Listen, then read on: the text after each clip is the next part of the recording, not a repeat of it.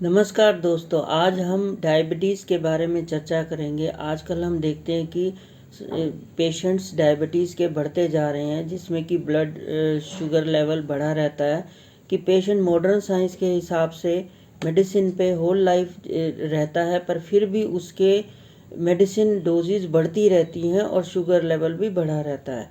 हम देखेंगे कि उसके कारण क्या है। अगर हम उस डायबिटिक के कारण पे अगर हम कार्य करेंगे तो उसकी जो शुगर लेवल भी घटेगा और वो उसकी प्रॉब्लम जड़ से भी जा सकती है लॉन्ग टाइम, इसको हम उस कारण पे वर्क करते हुए। और ये कारण का जो एक डायग्नोजिंग सिस्टम है, जो कि एक्यूपंक्चर में जीभ से हम देखते हैं कि टंग डायग्नोज से हम की कारण का पता लगा सकते हैं कि पेशेंट की जो भी मॉडर्न सिस्टम के अनुसार मेडिसिन चल रही है, अगर उसके साथ साथ उसके कारण पे किसी भी पैथी से, चाहे वो होम्योपैथी, एलोपैथी, आयुर्वेदिक या एक्यूपंक्चर सिस्टम से पेशेंट उस कारण पे ट्रीटमेंट लेगा, तो उसकी पैरेलली लेने से उसकी जड़ पे उसका ट्रीटमेंट होगा और उसका शुगर लेवल में काफ़ी ठीक होगा और वो पेशेंट के जड़ से भी ठीक हो सकता है।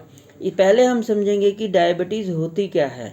हमारे शरीर में ग्लैंड्स होती हैं, पेनक्रियाज ग्लैंड, जो कि एक इंसुलिन को पैदा करती है। जब वह काम नहीं करती तो वो इंसुलिन जो है शुगर में, ब्लड में शुगर को एक घटाता है। एक तरह से कैसे घटाता है, वो यूज़ करवाता है शुगर लेवल को, कि सेल्स में एक हमारी जो है एटीपी का निर्माण होता है, कि वो माइटोकॉन्ड्रिया में शुगर इंटर होती है और ये इंसुलिन एक तरह से वो एक चाबी है सेल्स की, जो कि गेट ओपन करती है, जिससे कि शुगर अंदर जाती है, बर्न होती है और हमारे एटीपी का निर्माण होता है।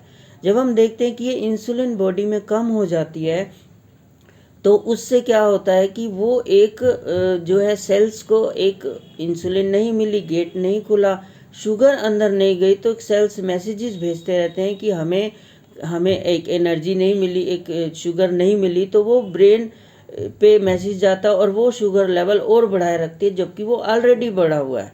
जबकि खून में शुगर घूम ही रही है, पर वो अंदर नहीं गई। क्यों नहीं गई? क्योंकि वो इंसुलिन अंदर, उसने एक चाबी नहीं खोली सेल्स की, एक तरह से कि ओपन नहीं किया गेट, कि वो अंदर शुगर जाके जले। इसको हम सिंपल भाषा में समझें, जैसे कि पहले एक हम देखते थे रेलगाड़ी होती थी कोयले वाली, उसमें एक जो है ड्राइवर कोयला डालता रहता था, जिससे कि एनर्जी का निर्माण होता था, तो ट्रेन चलती थी। सेम समझ लीजिए, वो एक जो एक हमारा इंसुलिन है, वो एक तरह से एक ड्राइवर है कि वो अंदर डाल रहा है, गेट खोल रहा है, और वो कोयला जो है एक तरह से शुगर है। वो अंदर जाएगी, जलेगी, तो सेल्स एटीपी एनर्जी का निर्माण करेगा, जिससे कि हमारे बॉडी में हमारे सारे फंक्शनिंग होंगे। तो इसमें हम देखते हैं कि ये जो पेनक्रियाज है, वो एक हमारे शरीर में दो तरह की ग्लैंड्स होती हैं, एक एक्सोक्राइन, एक एंडोक्राइन।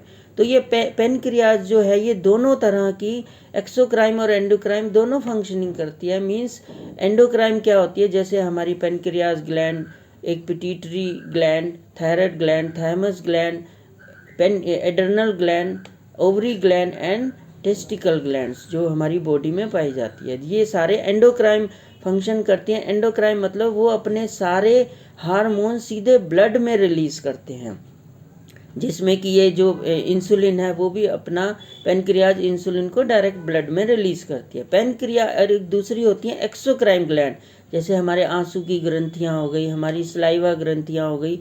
और ये फंक्शन, पेनक्रियाज भी एक पेनक्रियाटिक जूस निकालती है, जो कि हमारे खाने में कार्बोहाइड्रेट्स, प्रोटीन, फैट को पचाता है। वो पेनक्रियाटिक जूस, जो कि एक डक्ट के द्वारा सीधे छोटी आंत का अपर पार्ट होता है डिओडिनम, वो उसमें रिलीज करती है, जिससे कि हमारे खाने में गया हुआ प्रोटीन, कार्बोहाइड्रेट और फैट पचता है। और जब ये पेनक्रियाज डिस्टर्ब होती है हमारी, जो कि एक ये पेनक्रियाटिक जूस है, ये भी एल्कलाइन नेचर के हैं। मतलब हमारे खून में जब एसिडियोसिस लेवल बढ़ता है, एक खून में गर्मी बढ़ती है, एसिडिक लेवल बढ़ता है, तो ये हमारी पेनक्रियाज में जो है एक 3 तरह के सेल्स होते हैं, अल्फा, बीटा और डेल्टा। अल्फा सेल्स जो होते हैं वो ग्लाइकोजिन को पैदा करते हैं, जो शुगर को बढ़ाती है, और बीटा सेल्स जो है इंसुलिन को पैदा करते हैं, जो शुगर को घटाती है।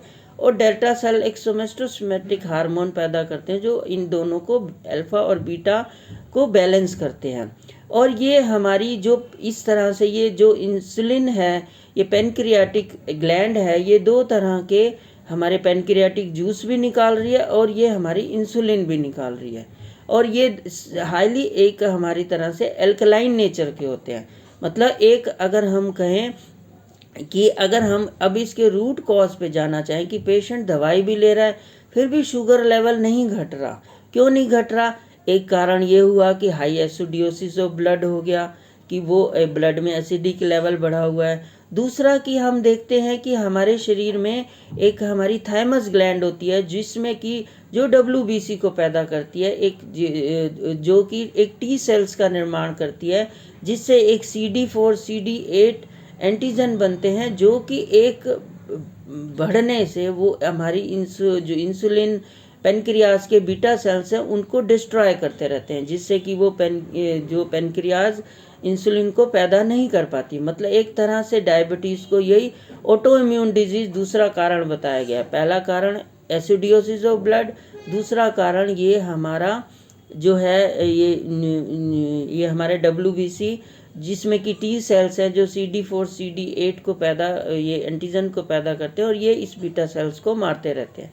क्यों मारते रहते हैं? क्योंकि वही एसिडोसिस ऑफ ब्लड से, इसको हम सिंपल भाषा में समझें कि एक तरह से जैसे एक आदमी एक कमरे में रहता है, वहाँ आग लग जाए वो दरवाज़ा ही भूल जाएगा। सेम हमारे शरीर में जब ये एसिडिक लेवल बढ़ता है तो ये हमारे जो है थाइमस ग्लैंड है ये भी काम नहीं करती, तो वो हमारी जो है जिससे डिस्टर्ब हो जाता है। और इस तरह से हम देखते हैं कि एक्यूपंक्चर सिस्टम में कहा गया है कि 3 कारण होते हैं शुगर के, upper warmer, middle warmer, lower warmer में हीट एक्सेस होने से। तो हम जीभ से हम देखते हैं कि एक कहाँ पे कारण मौजूद है, उसकी एक्सेस इन्फ्लेमेशन एसिडोसिस कहाँ पैदा हो रहा है, और उसकी वजह उससे हम देखते हुए जैसे हमने एक पेशेंट का देखा कि उसका शुगर लेवल बहुत ज़्यादा बढ़ा हुआ था। एक पेशेंट का देखा कि उसके अपर वार्मर लंग्स एरिया में जहाँ हमारी थाइमस ग्लैंड होती है वहाँ पे डिजेनरेशन थी, तो हम उसको उसकी मेडिसिन हम इलेक्ट्रो होम्योपैथी में ट्रीटमेंट देते हैं मेडिसिन का, तो उसकी दवाई उसको देते ही उसका जो है रूट कॉज पे काम हुआ तो शुगर घटी। दूसरे पेशेंट की जो हमने देखा डिजेनरेशन उसकी पेनक्रियास लेवल पे थी, एक जो है उसकी हमने डिजेनरेशन की मेडिसिन दी, उससे काम हुआ। तीसरे पेशेंट की हमने देखा कि किडनी एरिया में उसकी डिजेनरेशन शो हो रही थी जो रूट कॉज है, तो उसकी मेडिसिन देने से उसको रिलीफ हुआ। इस तरह हमने देखा कि डिफरेंट कारण पे काम करते हुए उन पेशेंट के उससे उनकी शुगर लेवल भी घटी। और ये सब हमने पहले पैरेलली अपनी मेडिसिन को चलाया मॉडर्न सिस्टम के साथ, जैसे धीरे धीरे घटी उनकी वो डोजेज भी घटी और धीरे धीरे वो छूट भी गई और जड़ से उसका ट्रीटमेंट हुआ। मीन्स हम टंग डायग्नोज से हम बीमारी की जड़ तक पहुंच सकते हैं और उसके साथ में उसको देखते हुए अब किसी भी सिस्टम से उसका ट्रीटमेंट और उस पर ध्यान देते हुए अगर हम ये टंग डायग्नोजिंग सिस्टम को साथ लेते हुए उस पर हम ट्रीटमेंट करेंगे तो हमें जड़ से उसको ठीक कर सकते हैं।